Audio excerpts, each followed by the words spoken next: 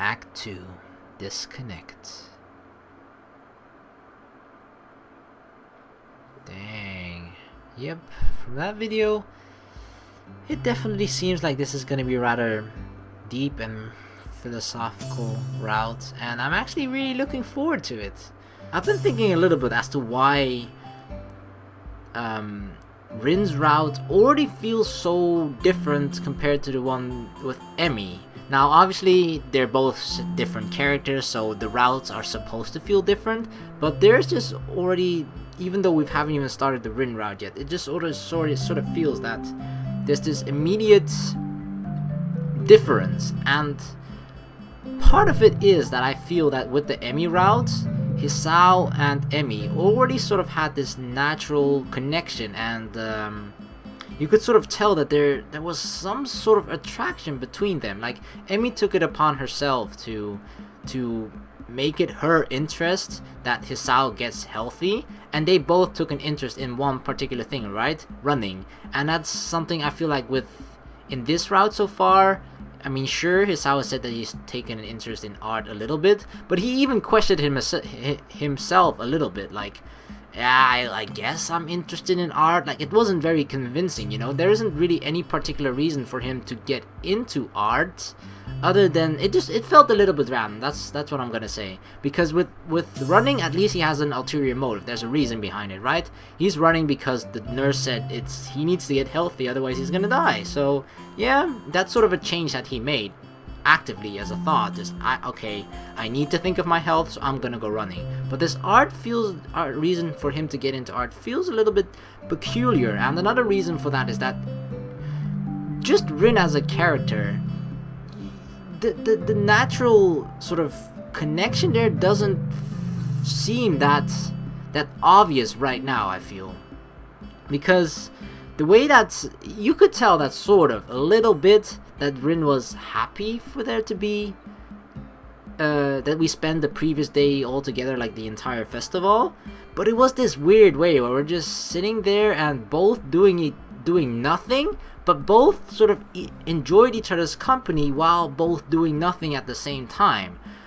So it's this really strange dynamic between, you know, almost feeling like you're bored, but you're there with someone else that actually makes that bored moments seem less bored, but it's still bored. I don't freaking know how to call it exactly. And here I'm thinking about boredom, even though Rin said there's no other conclusion to draw from the thought of being bored and just saying I am bored. So yeah, I just feel like it's the immediate connection isn't there yet, which sort of makes this route a little bit strange at the moment. Which is why I feel that, especially with Rin, the changes and everything that we're going to be seeing throughout her entire route are probably going to be like perhaps subtle changes here and there. Like, it's not something that's going to be really obvious and really screaming in your face, like, you know, where Emmy just said, like, when was it, like, you should kiss me right now. I don't think that's something Rin is going to say to us if she were to like us. I just feel like this is going to be really, really, really different compared to the Emmy route, and I don't know how else to sum it up other than that. So yeah, I'm ready for this. Let us start.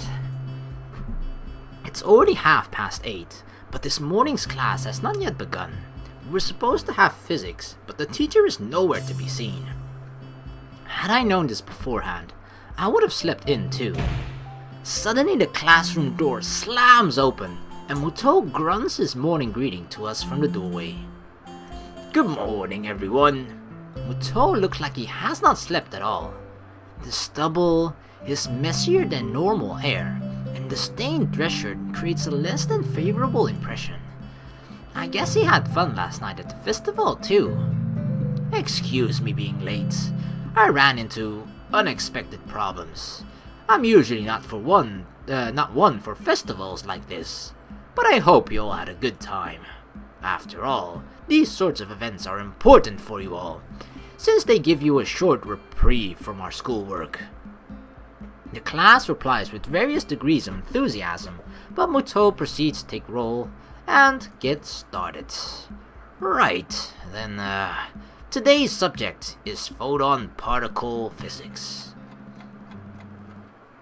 Before long, I have descended into a comfortable coma-like state along with the rest of the class, letting Muto's rambling speeches pass through one ear and exit the other without leaving a trace. Now, who could tell us the solution to this problem? He's written a rather easy equation on the blackboard. Desperately, he tries to get the class to participate. Nobody? Come on, guys. Nakai, how about you? Unfairly singled out and cornered, I give him an answer. It causes his shaggy features to twist into a genial smile that would scare little children senseless. Precisely. Good work, Nakai. I'm both disturbed and honored by the fact that he can remember my name only 1 week after I transferred here. From what I've seen, Muto has serious trouble remembering the names of anybody else in the class, and most of them have been here since the first year. The room settles into a dreary mood, students and teacher alike, trying to get back on track after the festival. That's because we're the teacher's pet, aren't we? I actually think we are, right? Because in the Emmy route at least, he sort of invited us to even start a science club. I don't know if Muto and Hisao are going to have a sort of similar friendship/relationship as in the Emmy route, but he definitely sees us as one of the good students in his class, which is probably why he knows our name. I figure last week must have been frantic for everyone. Not a minute too soon, the lunch bell rings. Make way! Important business! I turn my head just in time to see other people scatter out of the way as someone charges from the far end of the corridor towards the stairwell.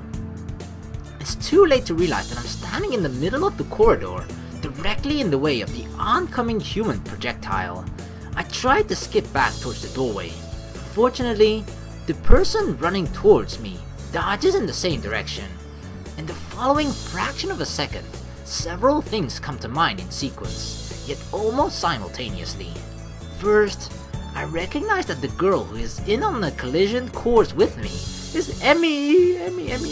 Second, I realize that it feels somehow very natural to be tackled by Emmy once again. I could almost feel comfortable, if not for the reflexive panic and terror. Third, Emmy seems to be carrying a foot-tall stack of papers while running in the hallway. She crashes into me, but at least the impact was a grazing one on my arm this time. Oh no. Owie! Why does this always happen to me?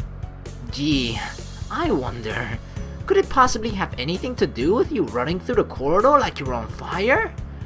She whimpers regretfully, looking like a hurt puppy. The sight makes me regret my snappish comment. You take that back right now, Hisao. The very instant it emerges from my lips. But I was in a hurry. I can tell. Sorry. Don't worry about it. Emmy wails weakly one last time and rubs her forehead as if to expel the ache while her gaze sweeps over the hallway floor. As she notices her neat stack of papers spread all over the floor in one big mess, she lets out a horrified yelp. Ah, the printouts! Oh no! What am I going to do? Teacher will give me hell if they get dirty. They're probably fine. Let's gather them back up, and it won't be a problem. We quickly round up the papers, and Emmy tries to sort the scattered pile in her hands back in the orderly stack it was. Where are you going? Nowhere in particular, I guess. Didn't want to be left alone with Muto in the classroom. I think he has a hangover. Have you eaten lunch? Not yet, but I'm not feeling very hungry anyway. She looks at me incredulously, as if doubting my sanity for letting such a thing out of my mouth. You should go to the roof. I promised Rin I would eat lunch with her. I bet she'd like company. Uh-oh. My lunches with Rin have been remarkably unsuccessful. I know where this conversation is going, and it's hard to not get drawn along, so I have little choice but to play ball. Okay, I'll go pick up some bread and something first. Emmy smiles brightly before I say anything further. No, no! I'll go and deliver these super quick, and then go buy lunch for us. And Rin too, of course. What kind of bread would you like? Oh my god, Emmy is so sweet. It's fine. You don't really need to. Even when we're not going the Emmy route, she still makes us fall in love with her all over again. Oh my god, Emmy. Don't worry. It's alright. Consider it an apology. I'll be back before you know it. That's what I'm worried about. Don't get into another accident. Emmy starts walking down the hall, but since she's still talking to me, she isn't watching where she's going. I won't. Famous last words. She's already jogging down the stairs as she shouts that not so reassuring promise back to me. Sighing quietly, I start plodding along in her wake, but instead of taking the stairs down, I climb upwards. The stairwell up to the roof is unlit and just as creepy as it was before. The door squeaks weakly in protest as I push it open. Rin is there too, like Emmy said, lying on her back at the other end of the pebble-covered rooftop for some reason. Predicting something unnecessarily strange again, I walk to her as slowly as possible. Hello. She sounds very drowsy as she says that, stretching the end of the word with a slurred voice. Despite that, her eyes are wide open.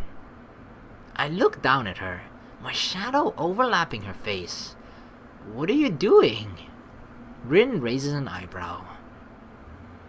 I thought you had an heart problem, not an eye problem, she answers, challenging the rationale of my perfectly valid question without even tilting her head to look at me. Rin's smart-ass comments are infuriating. The worst thing is that I'm not sure if she's doing it on purpose or not. Alright then, let me rephrase. Why are you lying on your back on the rooftop?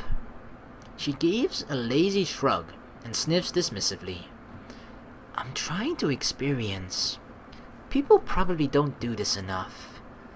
What exactly are you trying to experience here? I can't really tell, but there's probably a reason people don't do whatever. She's playing dodgeball with me again, answering my attempt at small talk with riddles I don't want to puzzle out. But I don't want to ignore her either. Yeah, but the reason is that everyone is too busy with their lives to pay attention to the really important things. Like watching the sky? She tears her gaze away from the sky and finally looks straight at me. The penetrating deepness of her eyes, once she focuses them on something, is startling. You know, if you were a girl, I would be able to see your panties. What? If I was a girl, I wouldn't come this close to anyone who tried to sneak a peek at my panties. I have that much common sense. I wouldn't either, but sometimes it can't be avoided. Like now, for example. To tell you the truth, I don't even really want to peek at your panties though. Underpants are the soul of a girl. Really? I didn't know that. You shouldn't peek at someone else's soul, even if you are not a girl. As a guy, I guess I can understand that. To us, they're sort of half mythical object that we can't quite comprehend. Yeah, that's exactly how I think about them too. What a coincidence. It really is. So, did you have world history in the morning class? I skipped class. To do this? Well, I'm not actually doing what it looks like I'm doing. Or at least, I think that what I'm doing doesn't look like what I look like. But from your perspective, what? Okay, let me do that again. Well, I'm not actually doing what it looks like I'm doing. Or at least, I think that what I am doing doesn't look like what I look like. What the? I think that what I am doing doesn't look like what I look like. But from your perspective. Oh my god, this is gonna be... my brain is gonna have to work overtime for this entire route. Yeah, I'd skip class to do this. I guess whatever your reason is, it's as good as any. I feel like because of the way that this really cryptic way of talking, she can talk her way out of anything. Because most people will be just like, because Rin speaks in a sort of way, like she's very convincing in what she says, but almost nobody knows exactly what she is saying. Therefore, most people, like for example, she could probably talk herself out of not necessarily a murder, but like something bad, She could just talk herself out of it with that cryptic language, and then people will be like, I didn't understand that, but I guess that makes sort of sense or something, I don't know, and I don't really want you to continue along that train of thought, so I'm just gonna agree with you, hoping this conversation ends, and then I'm gonna leave. Sort of like that. Giving in to the tired feelings in my legs, I sit down on the roof next to Rin. The pebbles are not the most comfortable bed in the world, but if she can stand it, then I should be able to as well. What are you waiting for? Try it. I bend my neck backwards to take a look where she is looking. The silvery blue sky, dotted by herds of cloud sheep, fills my field of vision entirely. While it's pretty, the view is nothing special, even though the weather is fair. I give a shrug, trying my best to imitate the nonchalant manner which Rin seems to have evolved to perfection, and lie down on my back. The stones poke at my back through my thin shirt whenever I shift my weight, even a little, forcing me to keep as still as possible. I try to ignore the discomfort and myself, instead concentrating on the vastness over us. Far above, the summer clouds drift soundlessly across the dome of the sky. Neither of us has anything more to say. The silence covers the rooftop. See, that's what I feel like. They have a lot of these moments of silence, but it's not always awkward silence. Some of it is actually comfortable silence, The subdued noises of students on their lunch break, cicadas in the trees, in the trees, and traffic buzzing past the school are humming pleasantly somewhere in the background. Listen, I had a great time yesterday. Did you? Well, to be honest, no, but it was alright. It was probably the longest time I've sat in one place without doing anything, which is kind of impressive. I tried to make it sound as convincing as possible. Is that impressive? I think it is. I'm usually too restless to do anything like that. I think I had a good time too. A cloud passes above us, casting its shadow on the school. A chill surges through me from the sudden change of sunlight to shade. I realize that summer is not in its full bloom quite yet. The only measure of time passing is the slow pace of the clouds moving towards the town. Stray beams of golden sunlight leak through the gaps, blinding me for a moment whenever they hit me directly in the eyes. The blue of the sky looks so unreachable. This reminds me of the time I spent in the hospital, where I was bored out of my mind on a daily basis. Somehow, it didn't matter after a while. I learned to appreciate other things besides watching TV and gossiping with people I didn't even like. A comprehensive sensation of calmness spreads from my side to my other senses, finally hitting my brain. An airplane zooms by, leaving two thin contrails in its wake, like a pair of chalk lines drawn from one end of the sky to the other. I wonder where it is heading. The low din of its engines carries all the way down to my ears, although it's barely audible over the racket from the quad. It's nice, but I don't understand why this is more important than going to class. Isn't it good to do something you like? Every once in a while? Of course, but... What are you doing? Emmy has snuck up without either one of us noticing her, and is only a step away from me, holding several packages wrapped in plastic film in her arms. She leans forwards and peeks over me, overshadowing my face almost exactly the same way I overshadowed Rin before. I wonder how weird this looks. The two of us just lying on our backs on the rooftop. That's what I asked too. I would be more concerned about what you are doing. If I were you, I wouldn't come that close to people who could see your panties. Rin! Emi's voice is scandalized, but she quickly takes a step backwards, pressing her hands against the front of her skirt so abruptly that the parcels of bread she was carrying fall. I quickly avert my eyes and glance angrily at Rin. She pretends not to see me. Oh, Hisao, we've seen that all before. Hisao isn't like that, right? Right. Emi scowls at Rin and crouches down to pick up the packages. She wipes the dust off them and skips lightly around me to Rin's other side, where she sits herself down. Anyway, here's your bread. Sorry it took a while. And sorry it's covered in dust and pebbles and everything. That's alright. Thanks for treating me.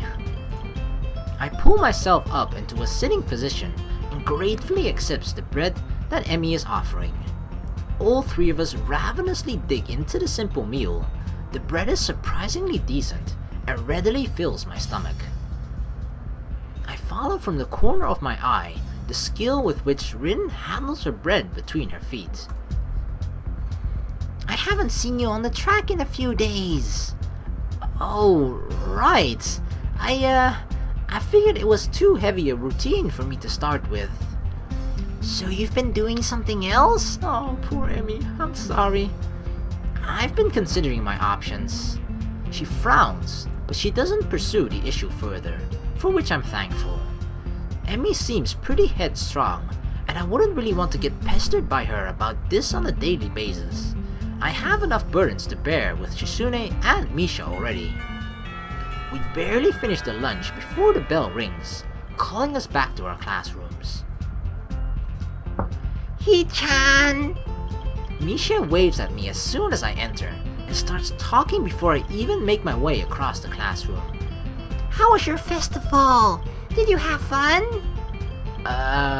Still somewhat undecided on that. I'd say probably. Why? Just asking. Her eyes glint in a way that tell me she's not just asking. I can't even start to guess her motives though.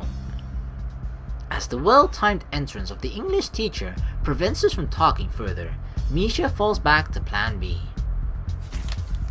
I was there all day with Shi-chan. We had a lot of fun. Oh my god, this really makes me think of high school passing notes to each other. Weren't you supposed to be doing work? Don't worry, everything went really well. I don't reply to that, and she leaves me alone after Shizune demands her attention. My own attention, on the other hand, is directed out the windows.